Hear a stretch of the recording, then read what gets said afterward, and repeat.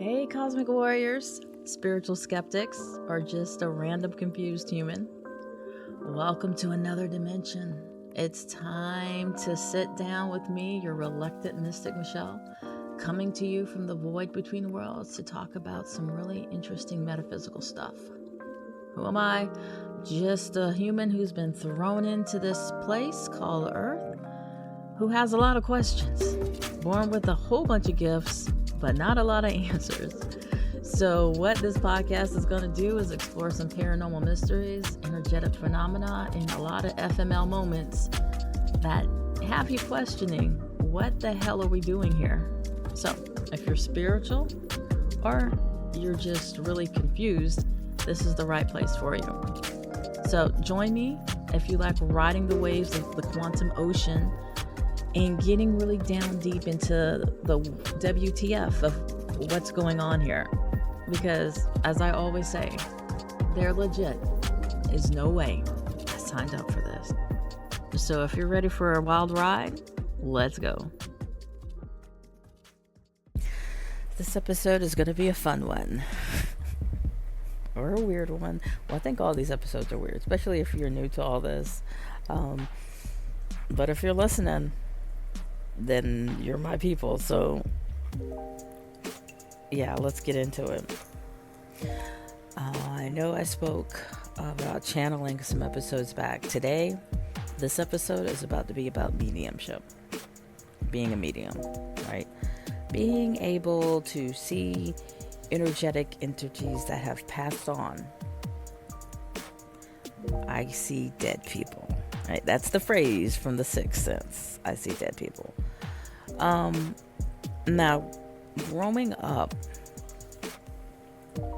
I wouldn't say that movie was similar to my experience because this kid was tormented. And I know some things are added for dramatic effect. It is entertainment, the show is.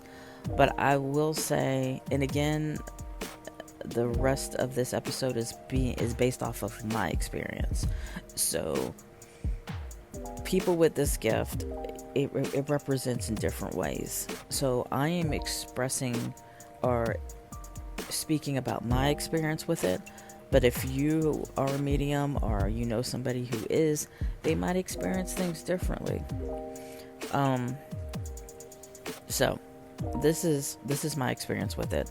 Going back to when I was around 5 or 6 is when that's my first memory of when I was able to do things. So that movie sort of kinda have some similarities with the aging and everything else.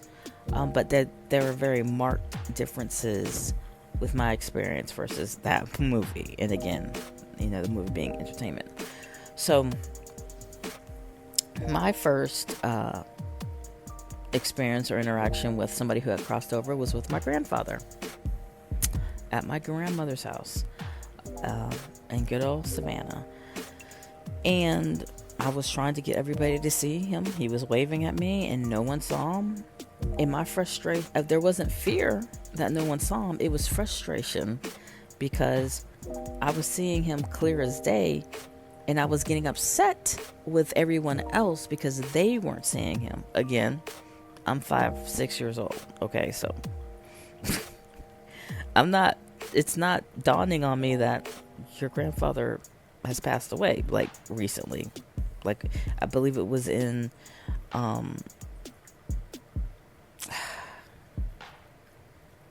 it was in that same year, if I'm not mistaken. It wasn't dawning on me that, hey, maybe you weren't even supposed to see this. Yeah, I was upset that no one else could. So I was brought to the side. I was pulled over. My mom and my grandma, that's when they first explained to me, certain people have different gifts. And even though we can't see what you're looking at,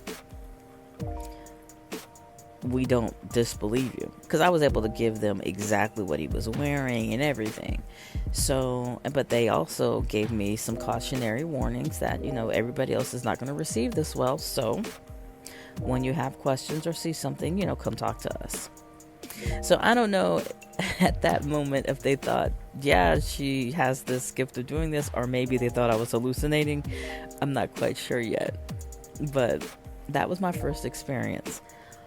There was nothing scary about it. I think as I got older, in society made it more that.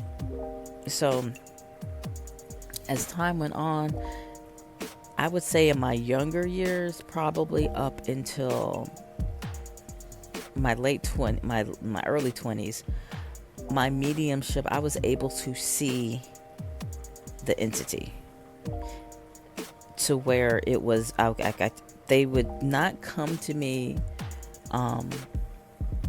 like if they were injured or something. Like in the show, if you watched Ghost Whisperer, or there was a TV show called The Medium, where they showed like traumatized their body. You saw body trauma and everything else. That doesn't happen to me. I see them as who they are, not how they left. Now, as I got older, seeing them visually started to fade off to where it was only in the third eye aspect I could see them, but it was more of hearing them and feeling what they might have gone through. So I would be able, if I'm talking to somebody, I could say, did somebody have an issue, headache, or somebody had chest pain? Did they pass with either lung cancer or something within the chest? Because I can start feeling where their ailments were. Now, that's not a nice part of the gift. I definitely will agree, because I feel that some people are like, well, damn, I don't want that. It's not a nice part of the gift, but it's not prolonged. It's kind of like, oof, I'm getting a pain or numbness in this certain area, and it's long enough for me to feel it and to relay that information so the person I'm talking to would be able to identify who I'm talking to, and then it stops. So it's kind of like, show them this, let them know you're feeling this. That's how they're going to know or validate who I'm talking to. Now, I will say, before I got to the level I'm at now and being able to navigate this gift, it was very difficult for me. And again, this is my experience. It was very difficult for me because I did not like this. And that's probably a running theme. Like all these things, all these gifts. Just like, I did not like them. Did not like them. I would actually call them a burden.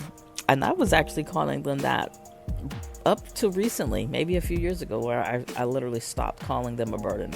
But I didn't like this one either. I kind of don't want to deal with what's on the other side of the veil.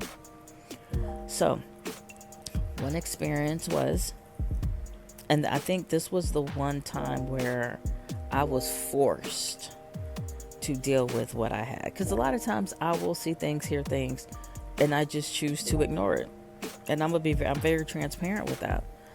I don't feel it was a form of disobedience, at least in my mind. It was more of like, I'm not quite sure what's going on here. And because of that, I don't feel confident in speaking about it. So it was more of that, right? Not wanting to share misinformation. So I would just ignore it. And like, okay, I see you. Find somebody else to do it, right? Get somebody else to do it. That's really where I was at. Until there was one situation where I was helping a family. They were looking for their missing daughter. Daughter was missing. I knew right when this individual came to seek help that her daughter had already passed over. Already knew that. But again, you don't lead off a conversation with, we are doing searches for her, but I already know she's passed on. How did I know? Because when mother showed up, she did. And I ignored it, attempted to ignore her. She was very, I will not be ignored. And I found out that's how she was in life too. She was very, I will not be ignored. So boy, did I ignore her. Like, she wanted me to give a message to her mom, and I'm like, that's not happening. That is not, first of all, I'm in the rural South. My job, I they don't cross over. Okay, so every morning she's here, right? And I'm like, I'm not doing this. I'm not doing this. To the point where I would get in my car to go to work. And this is before we had Sirius and everything else. Like, I guess people did have it. I just didn't have it. I would get in the car to go to work. And I don't listen to country music. It's not my thing. You know, no shade to people who do. There's some songs that are like, oh, but I'm not a country music person. Every morning when I would get in the car, I would turn on the car. And the song, If I Die Young, Bury Me in Satin, Lay Me Down in a Bed of Roses. I think the title of the song is called If I Die Young. I don't know who sings it. Again, I'm not a country music listener. So it was always odd that when I would get out the car, it was not on a country station, obviously, because I don't listen to country. But every morning when I would get in, it is now on a country station and it's playing that song. And I'm like, okay, this is annoying. Fast forward, they find her body, and now her presence was extremely strong because she saw her mom in pain. So now they're trying to, arrest the person who they feel did it. They're going through the process. They're having all these events, and she is relentless. I need you to tell my mother. So now it's concerning for me because I don't know how to stop this. Because this was my first experience where somebody who had passed over realized that I had this gift, and they wanted a message out, and they are not leaving me alone. So I actually went out seeking some help from other people who had the gift, because I don't know what to do with this. And I found a group, and I asked, I was like, how do you stop somebody from really wanting you to get a message? Like, how do you stop this? And this is what I was told, so I'm sharing this with others in case this might be helpful for you all. And she said basically you can kind of turn it off in a sense of visualizing an off button or a closed sign and having that energetically around you to turn it off. So I tried that, and it did allow it to slow down.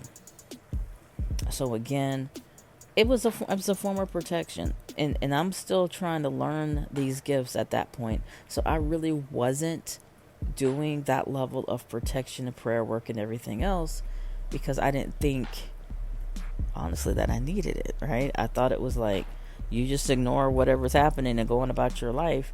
That's not necessarily the case. So I was getting a tattoo around that same time, and the person who was giving me the tattoo asked if I heard about the case.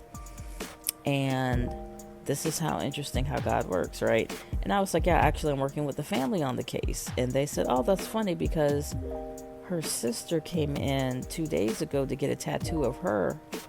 So follow me now. I've been working with this family to find this missing individual. We found her. She's trying to get a message to her mom. And now, of all the places, I am getting a tattoo from the same tattoo artist that tattooed her sister. This individual was a turning factor for me because he said, is there something you want to talk about?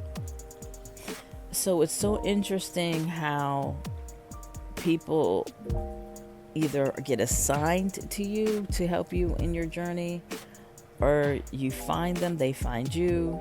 Like, much like some of you who might be listening to this episode who has the gift of mediumship and is just confused on what to do. And for whatever reason, I felt it was okay to talk to him. And I did. And I explained what was happening. I explained my gift. I explained what is happening. And he said, you need to tell her mom. You need to tell her mom. That's the only way this person is going to leave you alone. Tell her mom. And he even said, I will help facilitate the conversation if you need help. This might be something she needs to hear. So in my mind, I'm just thinking, I want this to stop. I want this to stop. So I was like, you know what? At this point, I'm just going to do it. So it was, I don't want to say it was forced obedience, but it kind of was. It was kind of like, it was for my own benefit though. I want this to stop. I wasn't really concerned about how it was going to, at that point, I wasn't concerned on how it was going to help the mother. I just wanted this to stop. So at one of the, we made a phone call probably the next day, because I had already been working with the mom. So she knows me. So it wasn't weird on that level. The weirdness came when it was like, I have to tell you something. I don't know how you're going to receive it. But no, this is coming, out of love. Explained my gift. And I told her the message that I was supposed to tell her, or what her child was trying to get to her. And at that moment, mom started crying and said, thank you. And that was the first time I realized that, maybe I have this gift for a reason, and it's not just to torment me. She cried, she said thank you, and then at the moment I was told to tell her mom something else, and her mom recognized, to me it was a symbol. I was like, I don't know what this means, but she's saying this. Told mom, and that was the final piece that validated everything for her. And it was thank you. Mom didn't find me weird or anything. She's like, I was needing something. I was praying for something. And then that's where it clicked. She was praying for something. God was using me as that tool to get that message across. So forced obedience, yeah. And once I did that, the visits from her daughter stopped. She said thank you, and she crossed over. It stopped. Now, ever so often, I will hear the If I Die Young song come on, like if I'm in the grocery store or something. And it's just for me a little reminder that she's doing okay. The message that came to her for mom was healing for the mom. And I still have worked with that family off and on through their situation with what happened to their child. So can it be scary? I'm not going to sit here and say it's not. Sometimes I have drifters come around. And I don't know if on the other side, people who have certain gifts light up a certain way. So they know, oh, this person can interact or hear me. I don't know. And it's another reason why I don't mess with ghost box stuff. I don't do paranormal ghost investigations and things of that nature. I don't want to get an attachment or bring something home. That's a real thing. You don't even have to be a medium to do that. So people who do that, I know a lot of them do go in these things protected and things of that nature. But that needs to be a priority if you choose to do those things. I don't. I can connect with individuals who have crossed over without going to their site, right? Somebody can send me a picture and I can give information regarding what's going on in those spaces. So that's a choice of mine. I don't do those type of things. Not saying they're bad, not saying they're good. That's my choice because of the gift that I have. Now, do I go to cemeteries? I do. They're just really peaceful. They're quiet. I'm not going there to try to interact with anybody at all. It's just showing, an area that's really peaceful, transitioning from one phase of somebody's existence to their next. So, yeah. Bottom line is, mediumship for me has been a whole life experience. A whole life experience. Again, going back to when I was in elementary school, I was never able to figure out how to turn it off. Now, after talking to somebody, and she kind of guided me and gave me information on how to slow it down, or at least kind of turn your light down so you're not open for business, that has helped. So I'm sharing that with you all. But Out of the gifts that I have, that's probably one of the most problematic ones that I had to get used to. But I do know it has helped people when I do relay messages for individuals. It has also helped me in my own journey with grief, because I know there's something beyond what we see here. The love that somebody feels for you, it goes on. Like, I don't really spend time going to the cemetery to visit people who've passed on. Like, if I go for different reasons. And they're usually historical cemeteries, so I'm looking at the gravestones and things of that nature. I don't typically go to see people who have passed on, because I know they're not there. That's their meat suit, right? That's their avatar. That's the costume that they wore in this experience. That's deep, that's down there. They're not there. So it helped me with my grief when losing my mom, my grandma, some really, really close friends. I know that their soul continues on, and they carry the love with you. So even if you're not listening to this because you're a medium, you started mediumship, or just wanted to hear my particular story, maybe you're listening for this section. If you might have just lost somebody, the love is still there.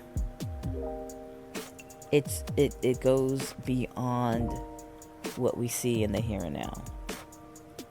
And that's one big thing. If there's an underlying thread to my experience with this, every connection I have made, the love carries on. So, yeah.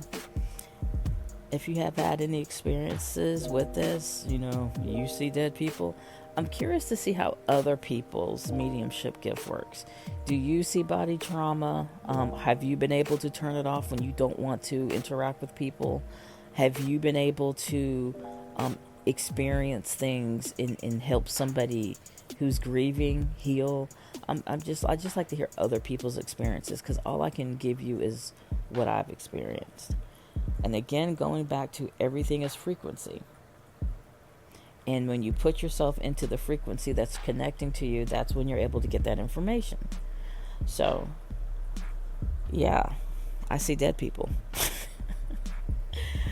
I don't like to call them dead people, though, right? I see spiritual energy of individuals who are no longer on this plane. But, yeah, I guess it's easier for people to understand the whole I see dead people thing, though. So hopefully something here helped, gave you some insight. Again, this is my experience. Other people you talk to might have different experiences. Some people actually believe you can't talk to entities who have passed over, individuals who have passed over. I can. So, yeah, maybe people who believe that that's their belief system, and if that is their belief system, then they absolutely won't be able to talk to them, because that's their belief system. But yeah, so hopefully something I said helped, gave you some additional guidance along your way. If this is something that you can do and you're needing some additional support. But as always, you guys, thank you so much for listening, and you guys take care, stay safe, keep your eyes to the sky.